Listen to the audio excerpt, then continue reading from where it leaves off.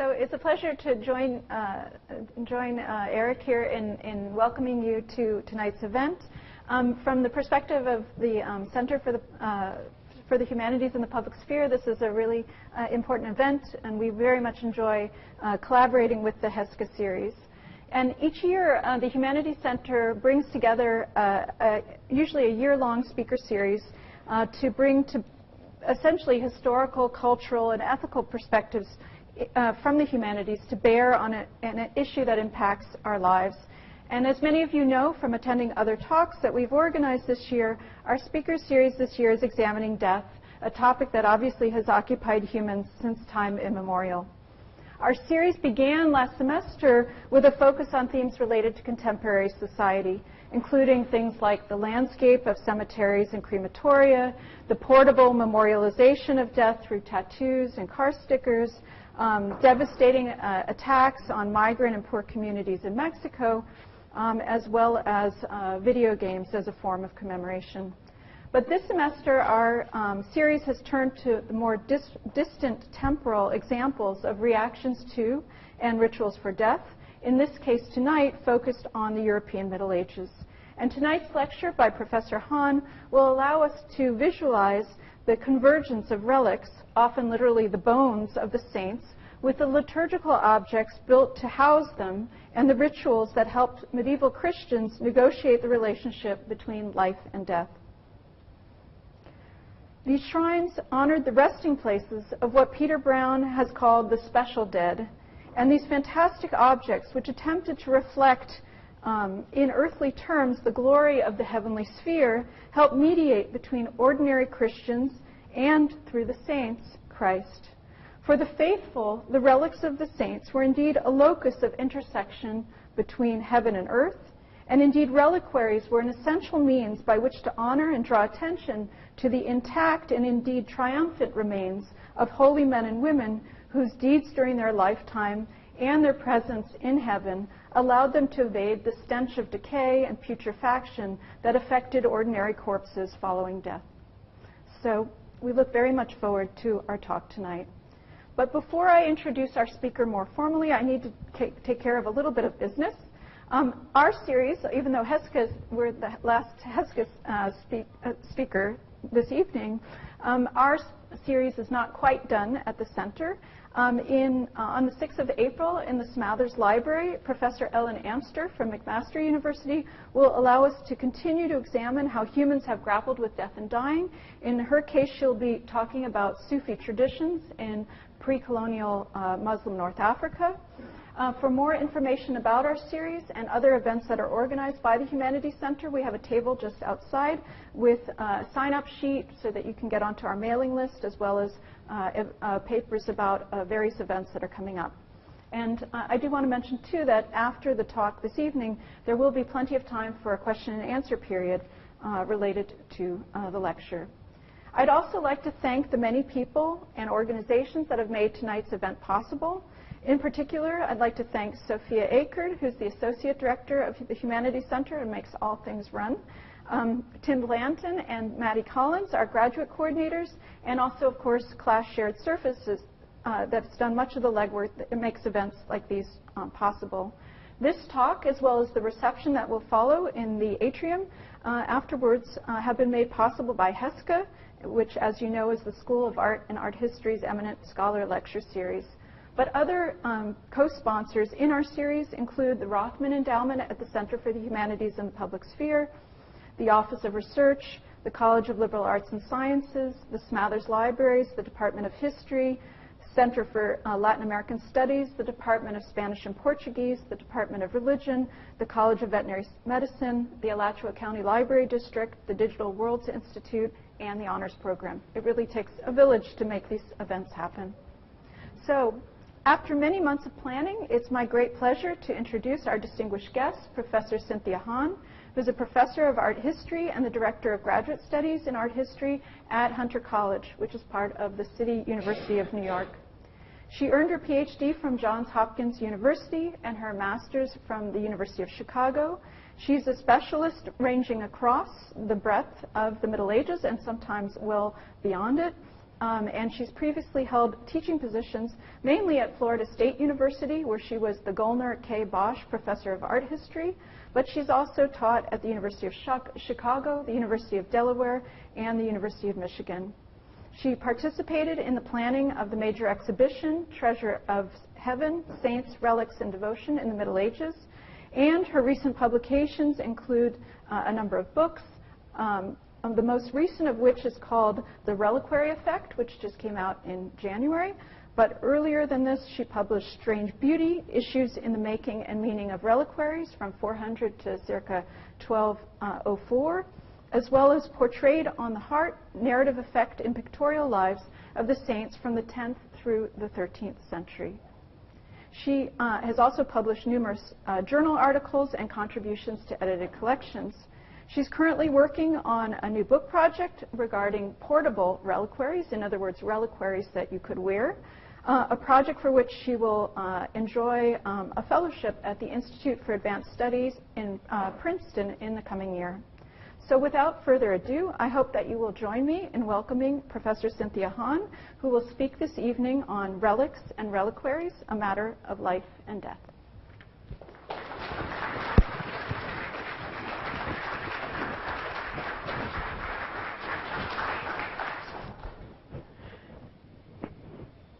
So, well, as a long-time Seminole, no longer, however, but a long-time Seminole, it's nice to finally meet the Gators. Who knew that they were such nice people, at any rate. No, I've known Bonnie for a long time. Thank you very much for inviting me to this. It seems like a terrific series, and I'm very pleased to participate in it. However, of course, I'm going to be talking about reliquaries because that seems to be what I'm obsessed with anymore. I will begin with some reflections on relics, in which I make some points concerning the importance of their setting in space. Can everyone hear me properly? Yeah? Okay, great. In the course of these comments, I will justify turning to reliquaries as they are situated in architectural spaces, and we'll discuss two examples you do not know, and one which you probably do, if you're a medievalist, a favorite even, the Sainte-Chapelle. So, musings, definitions, and then examples. In the modern world, it is not difficult to see relics. Some examples are even encased in lucite, the ultimate modern symbol of clear, minimalist visibility. What do we see when we look? The identifiable relics are most often bones, and the usual shorthand definition of a relic students and viewers alike are willing to offer is the bone of a saint. I just can't begin to tell you how wrong that is. Or maybe I can. There are three problems with that. One, you think you can identify relics when you see them. Two, relics are, as often as not bones. Three, by imagining the relic as a circumscribable thing, you deaden it, erase its power, and misapprehend its nature in very serious ways. So let's go through these issues one by one. First, you think you can identify relics? The problem may seem simple to you. There was a saint, he died, we have his body is a relic. This may be okay for the last 300 years, or so, even in some cases earlier. But Christianity has been around for a long time, and the cult of relics has been celebrated since the 4th century. The practices of the other 12 or 13 centuries should be accounted for. In these eras, how were relics identified? In too many cases, to relate, the process was not direct. It certainly was not the simple identification of a thing.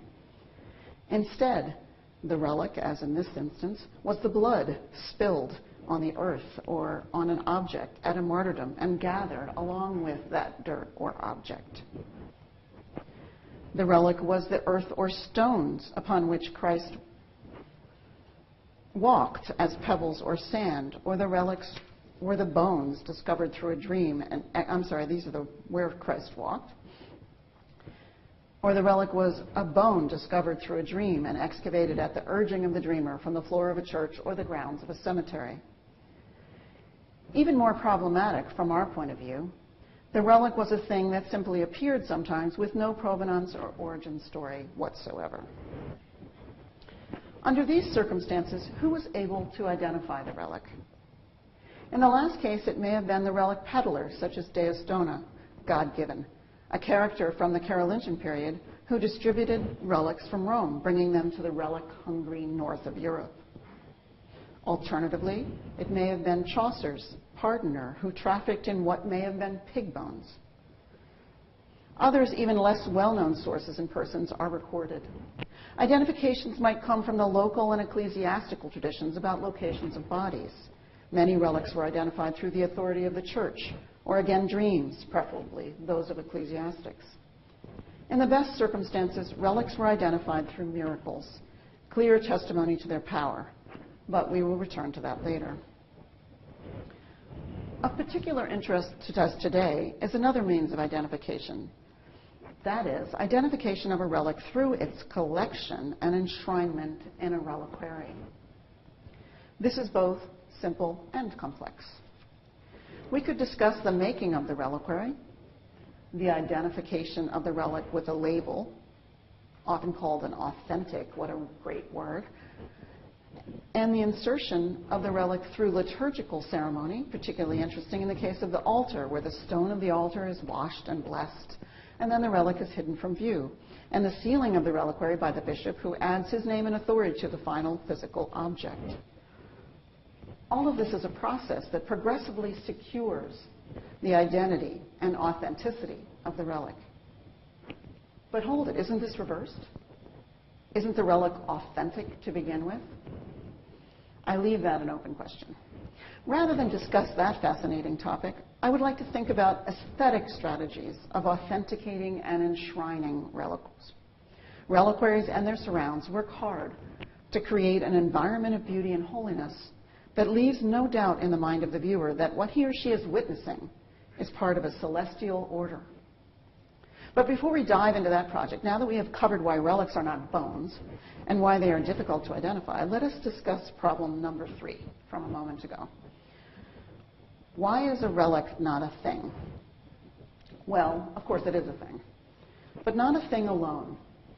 It is not a circumscribed object with a clearly identifiable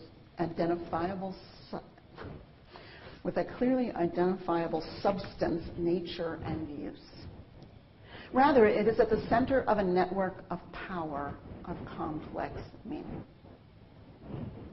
That's essential to its meaning. It is at the center of a network of power of complex meaning. Okay. It is sometimes a bone, and as such it is, like many bones, a human bone, we hope. And it represents humanity, abject humanity. But at the same time, it is not that. According to Christian belief, it is inexorably connected, in effect, still inhabited by the saint who left it on earth. That is why Christians pray before relics.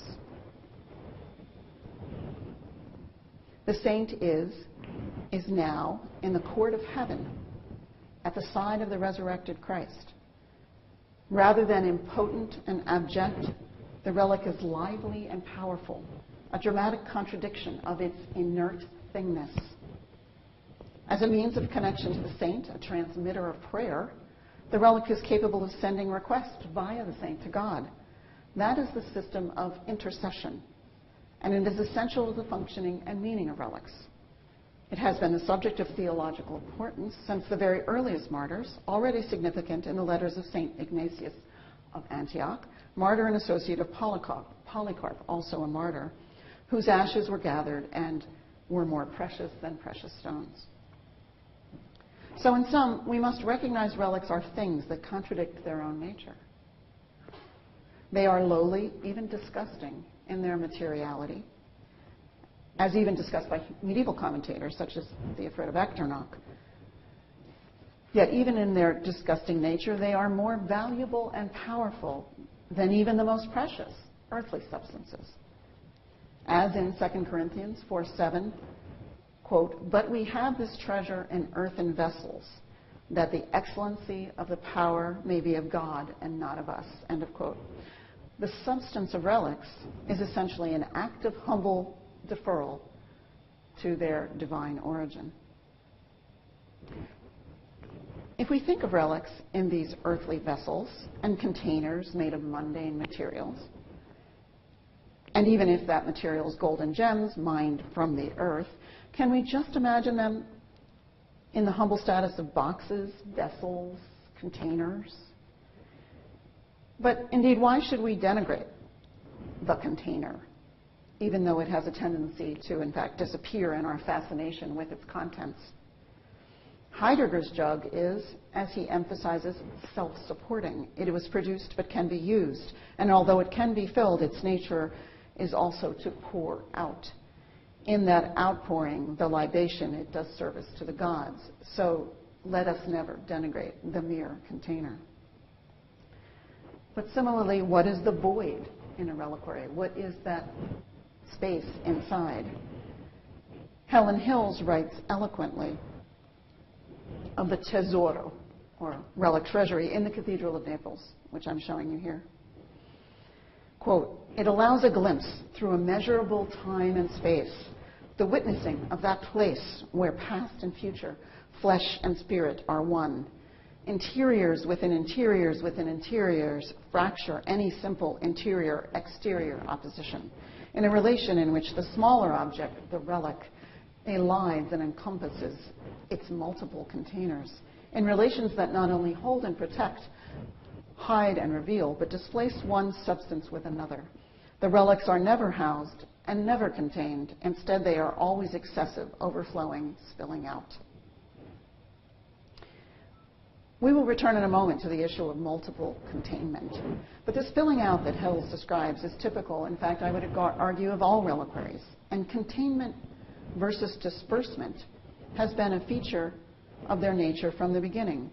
This is a wonderful example, an early medieval Perce reliquary, carried around the neck of a bishop, fixed firmly shut, but metaphorically dispensing the wealth, the treasure of the church.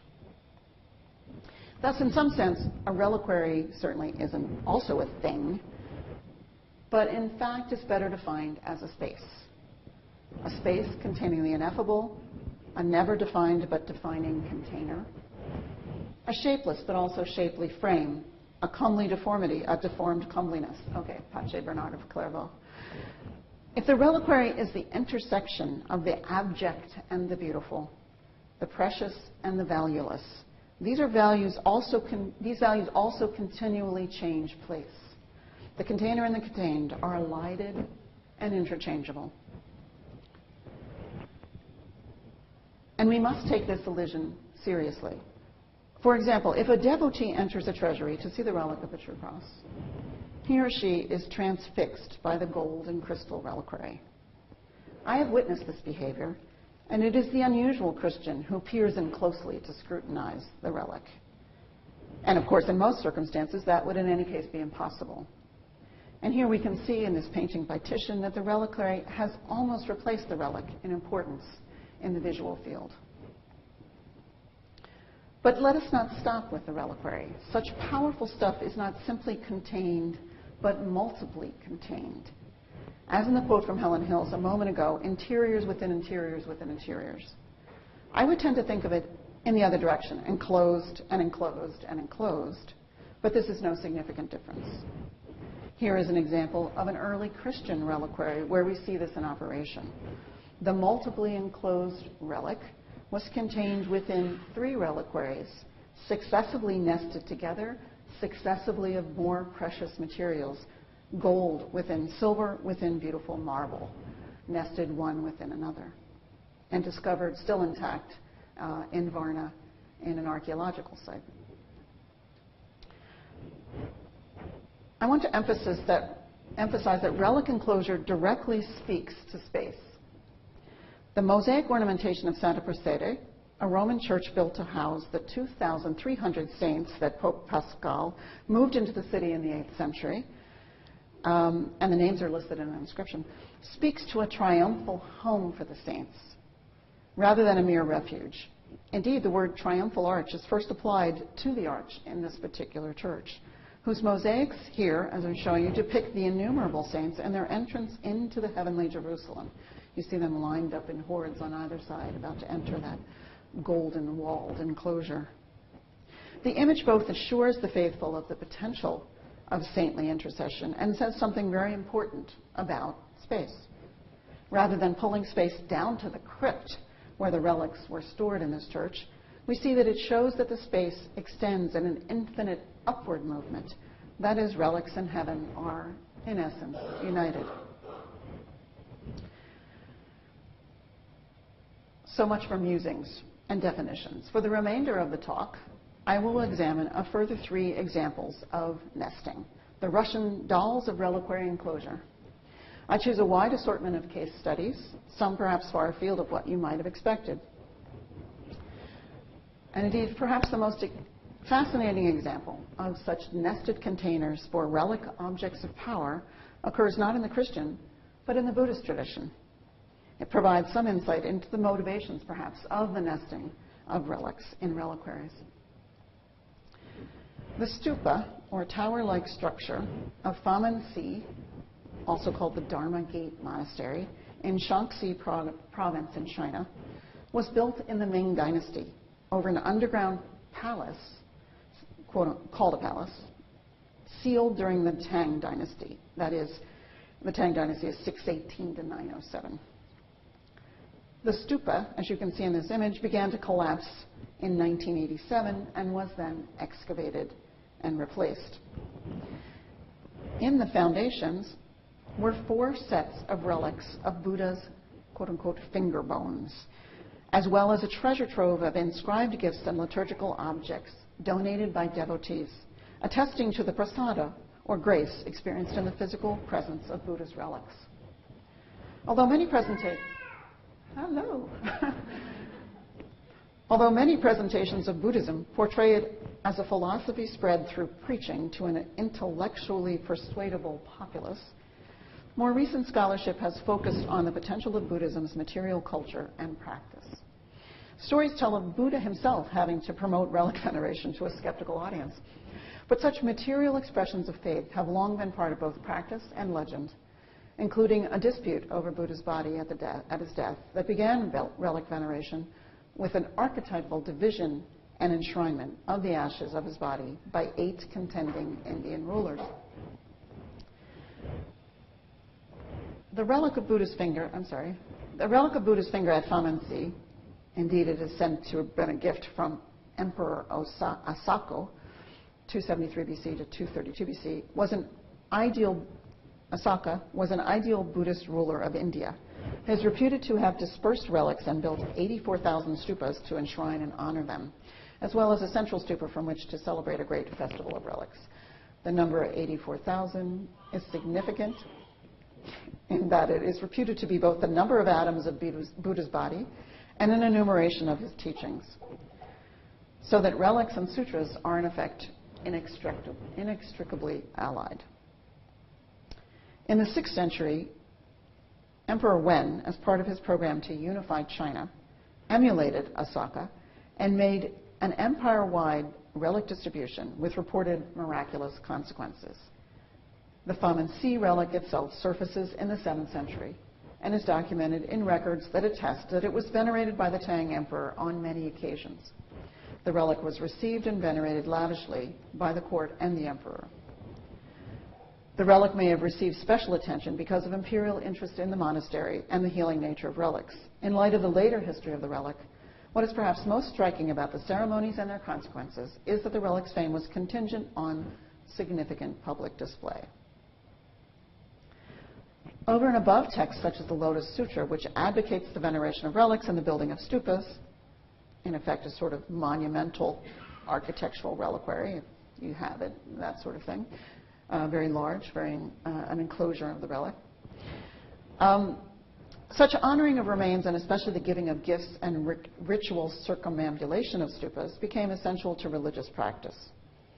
Of course, in some sense, such community-supported rituals are supportive of the operation of state building, and we see this in the dissemination of relics by these 2 rulers. So perhaps some of this emphatic exploitation of material religion explains the remarkable aspects of the Famansi fingerbone relic that I'm going to talk about now. Or relics, because as I said, there are 4 of them, and we don't know which one was supposed to be the authentic one. It's the greatest mystery about these particular relics.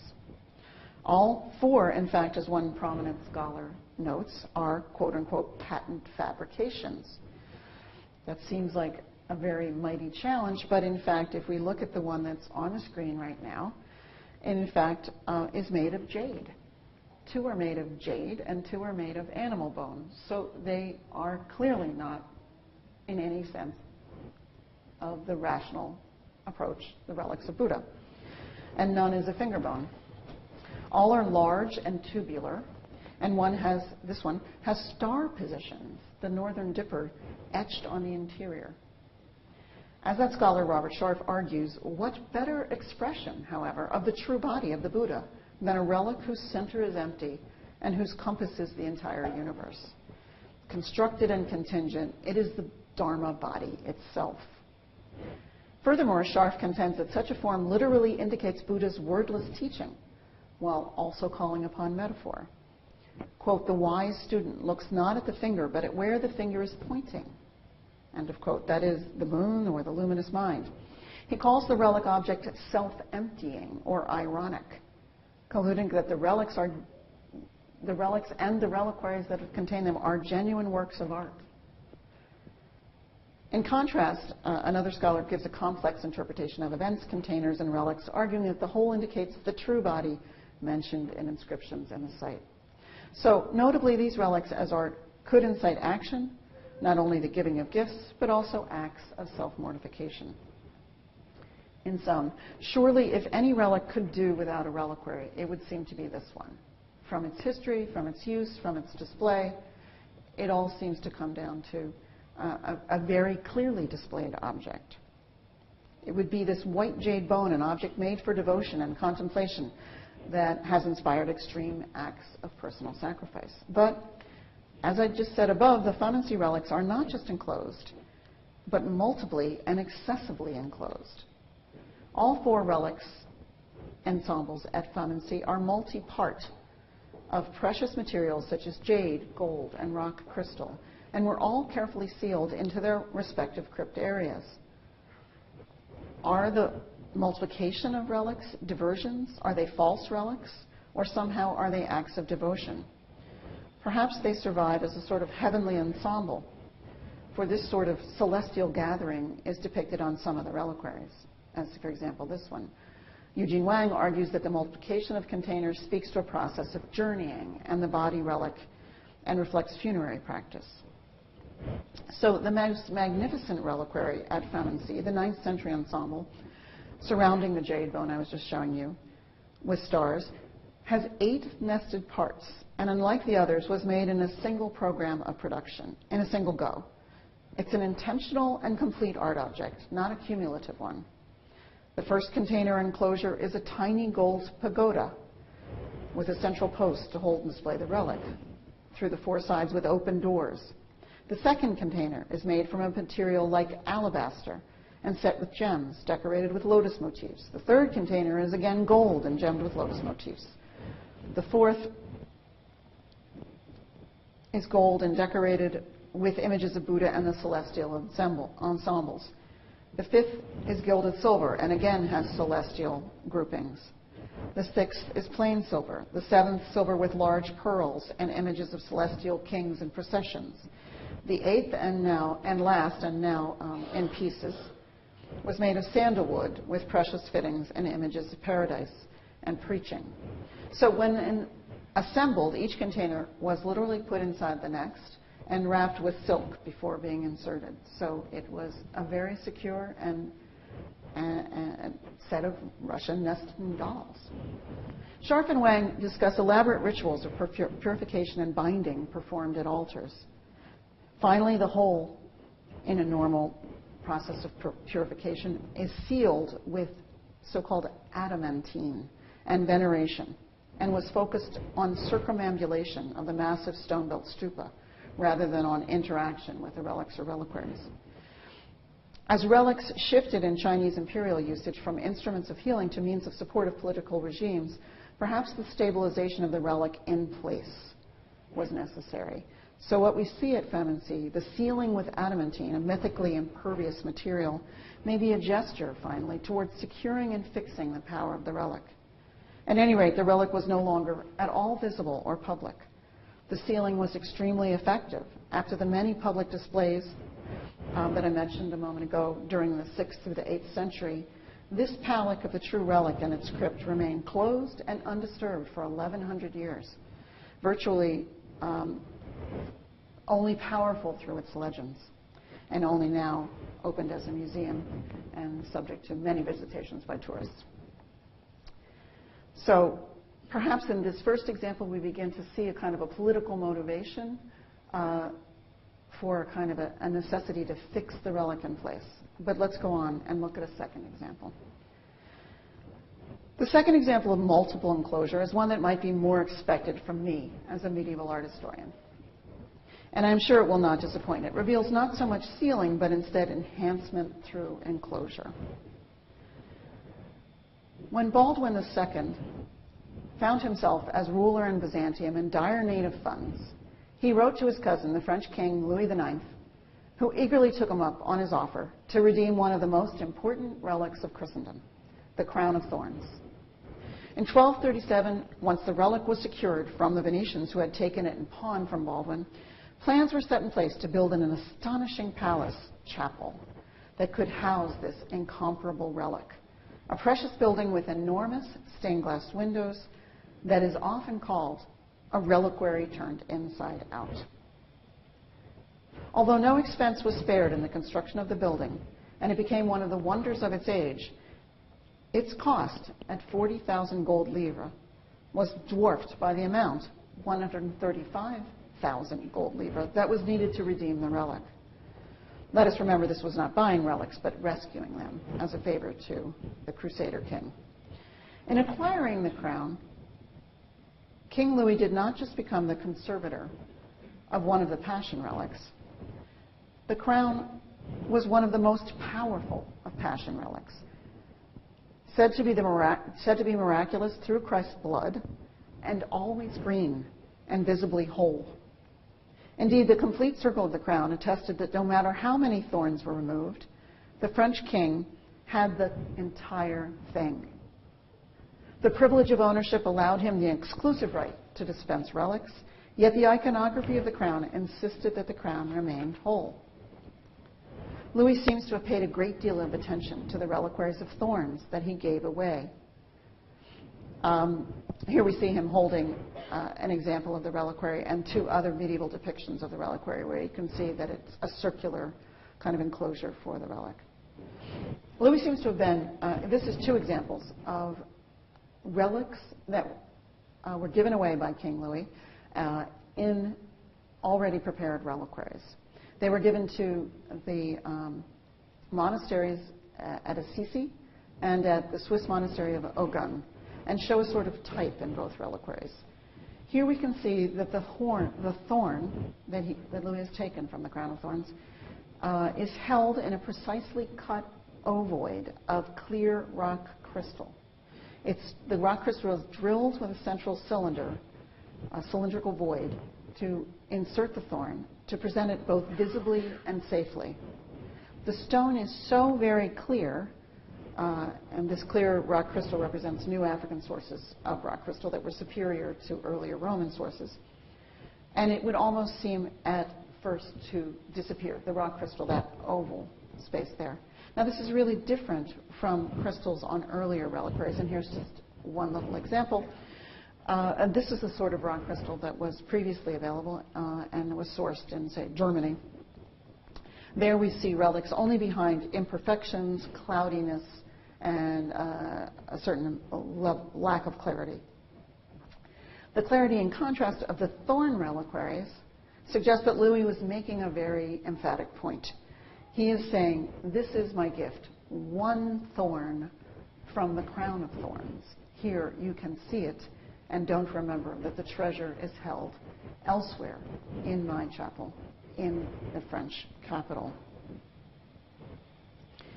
As it was lost in the Revolution, it is uncertain if the reliquary of the whole crown in the Sainte-Chapelle showed the circlet clearly, but the enormous crown-shaped reliquary asserted an undeniable presence and wholeness of the relic. It should be stressed that Louis did not acquire only the Crown of Thorns for his treasury. As the reliquary presentation in the Sainte-Chapelle emphasizes, the Grande Chasse, a magnificent church-shaped reliquary at the eastern end of the chapel, displayed a full set of Passion relics. Louis had acquired portions of the True Cross, the Holy Lance, the vinegar-soaked sponge, the purple cloth, relics of the Virgin, the Mandilion, and a bit of the stone of the Holy Sepulchre, along with many, many other treasures. The Grande Chasse, now lost again in the Revolution, was a remarkable object containing this permanent display of objects. It also cost more than the building itself, 100,000 gold livres. Because of the lavish materials used to make it, it was an extravagant assertion of the importance of the things it contained. It stood on top of an elevated platform behind the altar. The platform was accessible from both lateral sides via 2 spiral staircases and must have been of generous size, as there are records of public showings where the fortunate viewer had room to kneel on the platform itself to pray. And I think you can see a sort of a visualization of this in this particular print. In order to access the relics, the chasse first had to be unlocked. There were 6 locks, and the keys were the exclusive property of the king. Multiple texts note instances where the king himself opened the locks. The platform had some sort of mechanism that allowed the chasse to revolve. It's sort of like an enormous lazy Susan, if you can imagine. And although its normal face resembled the profile of a church with a crucifix attached, on the days when the relics were exposed to the faithful, the entire chasse was turned to reveal a cupboard-like arrangement within which the relics were fixed in more or less permanent positions, although room was made for the bust reliquary of Louis after his death and sanctification. That's him in the front. Some representations show curtains, and others do not, but they were probably part of the display and used to dramatic effect. Given that the chapel was royal and private, scholars have questioned who might have been able to see these relics. But Meredith Cohn has found evidence of vendors who sold snacks and souvenirs in the courtyard. So clearly the crowds arrived.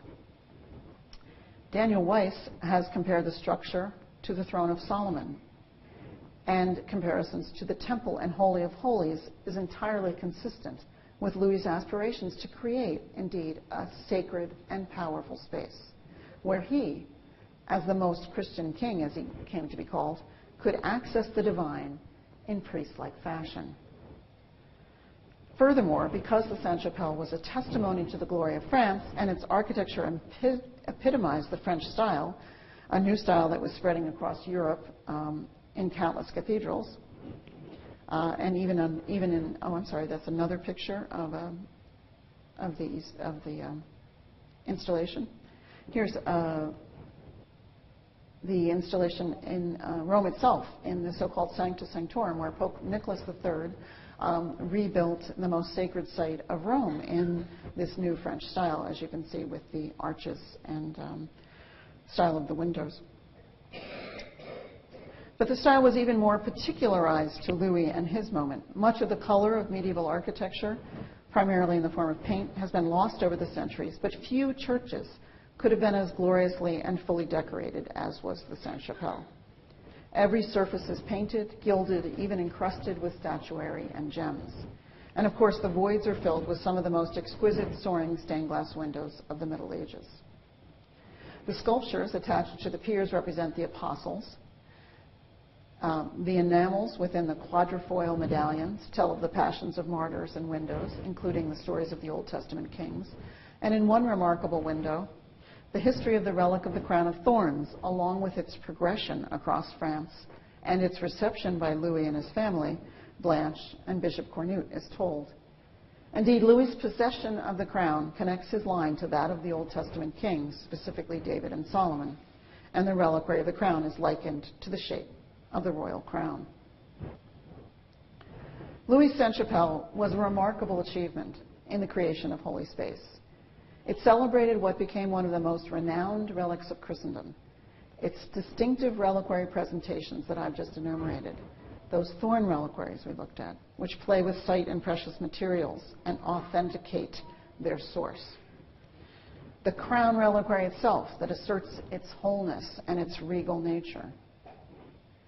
The Grand Chasse and its platform with the dramatic revelations through turning and use of curtains, as well as its evocation of the throne of Solomon and the temple.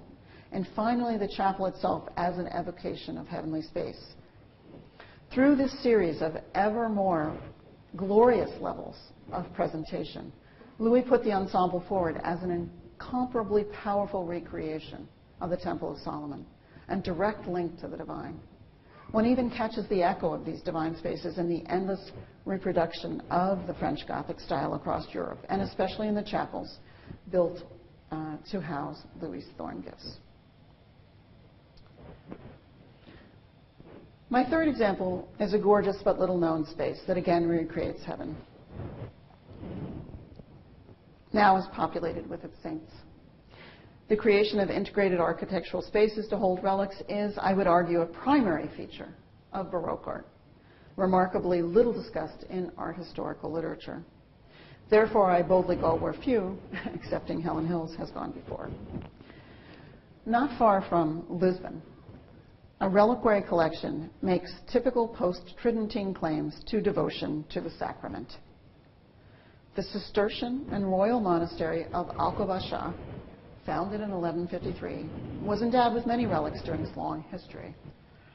Whether King Pedro II had anything to do with the building of a lavish reliquary chapel during the rule of Abbot Constantino de Sampaio is unclear.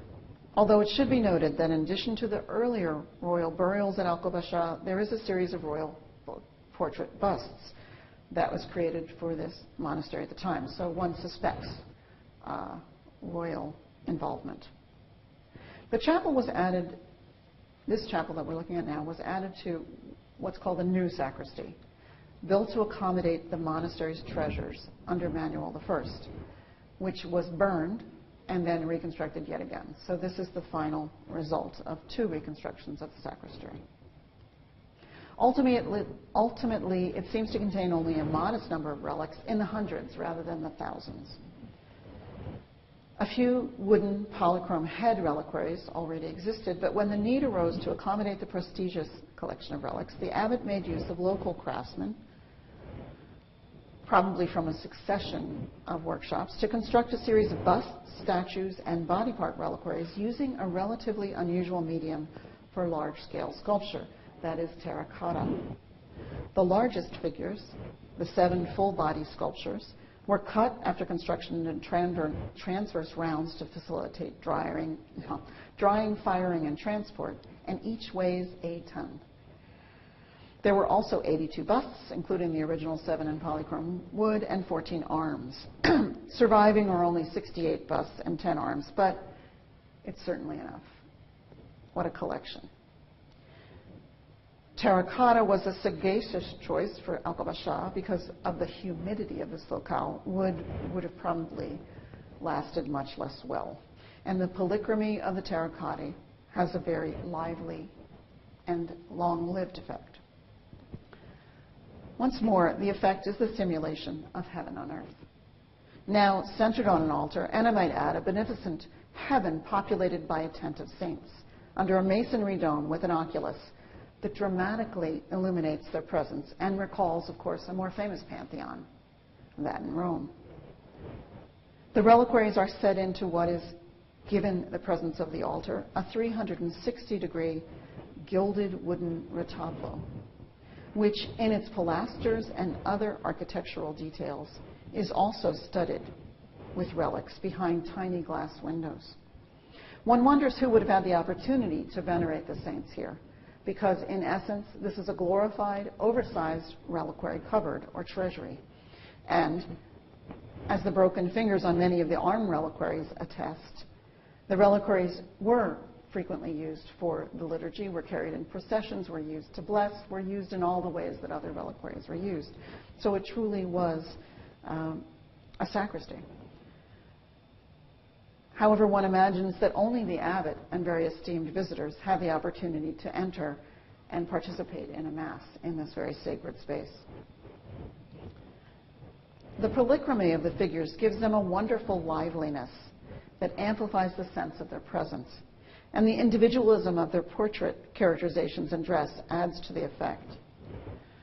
Most look down upon the spectator, but just enough twist and turn towards one another or in gentle, decorous torment that the effect is not at all repetitive.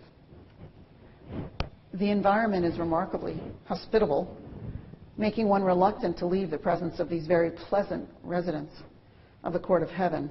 Indeed, here one does not look upon these images from a distance, and at the same time, these reliquaries thrust forward their status as carriers of relics with their prominent glass enclosures.